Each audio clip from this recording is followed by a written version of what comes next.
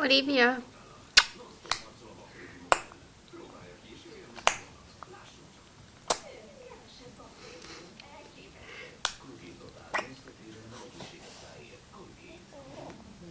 Küldjél egy hatalmas puszit anyának? Mua!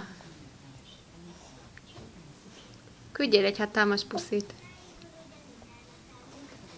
Na! Nem azt mondtam, hogy sírást küldjél, puszit küldjél. Na! Hogy küldesz puszit? Hogy küldesz puszit, Olivia? Mua!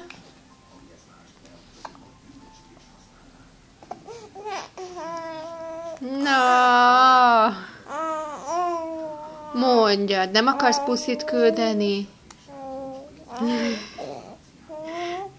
Miért nem akarsz puszit küldeni anyának?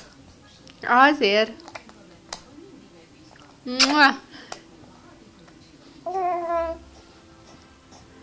Na, még egy utolsó nagy puszit. Mua! Nem.